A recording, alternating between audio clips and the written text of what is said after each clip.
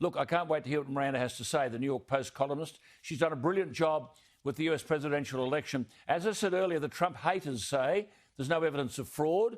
The Trump team have evidence by way of affidavit. And a signed affidavit under threat of perjury, if you tell lies, you go to jail, is evidence to be tested in court. And when George W.Bush won in the year 2000, after legal challenges, it took 37 days. It's only 21 days since the election. Let's get the latest from Miranda. Miranda, thank you for your time. Sidney Powell, one of the most successful appellate lawyers in America, says, I don't say anything I can't prove.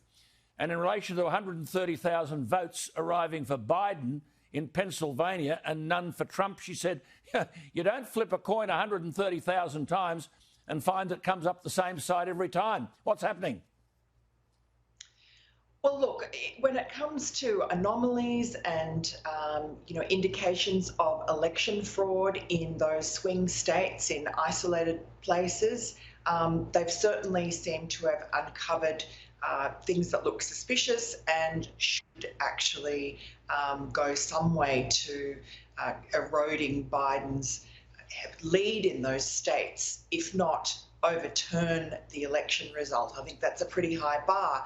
But really what Sidney Powell has done, unfortunately, I'm a great fan of hers and what she's done for General Michael Flynn, she has gone down a rabbit hole in this conspiracy theory about the Dominion voting machines where there is no evidence to back it up. She has not shown evidence to the Trump administration, to the Trump campaign, to the other lawyers like Rudy Giuliani. Unfortunately, she went off on her own sort of tangent on this wild conspiracy theory claiming that millions of votes were flipped from Donald Trump to Joe Biden because of some conspiracy involving Dominion, Venezuela, the Clinton Foundation, and even George Soros. And unfortunately, this is a QAnon sort of disinformation campaign that's been going on, bubbling under the surface. But we don't know what's in these affidavits. Now, this is not going to finish up in the district courts, is it? This is going to finish up. That's separate. That's separate. Look, we have to look at two tracks. There is a legitimate track that has been overshadowed by this conspiracy theory.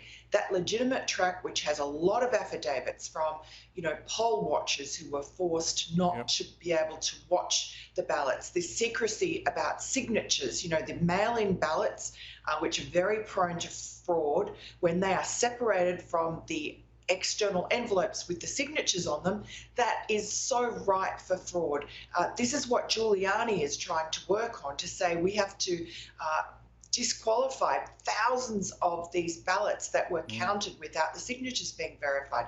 In Georgia, they're aiming to recheck those signatures. So there's a lot of moving parts in this picture, and unfortunately, it's all been overshadowed and sort of discredited and allowed the sort of Trump haters to start laughing and mocking everybody because Sidney Powell, and now, of course, the Trump campaign has specifically on Sunday night issued a statement cutting Sidney Powell loose. It's not that Donald Trump or Rudy Giuliani or anybody isn't very appreciative of what Sidney Powell is trying to do. It's just that she's gone down a rabbit hole that can't possibly be proven in this short time that is left before December 14. So you've got your ear to the ground there, and some of the stuff you've done, Miranda, I'm glad to be able to tell our viewers has been absolutely outstanding. Do you see this stuff getting to the Supreme Court?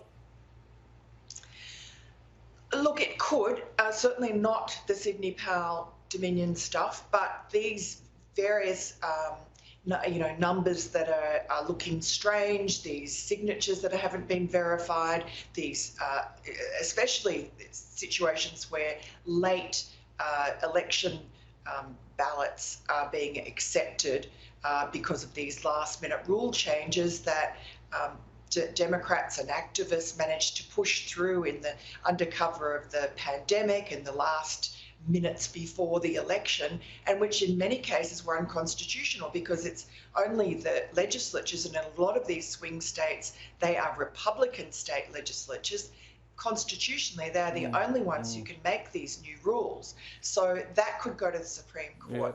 You know, it's still a work in progress, but unfortunately, the public image of it has been tarnished by this sort of nutty conspiracy theory. Good to talk to you. Look forward to next week, Miranda. You keep doing the wonderful work. There she is, Miranda Devine.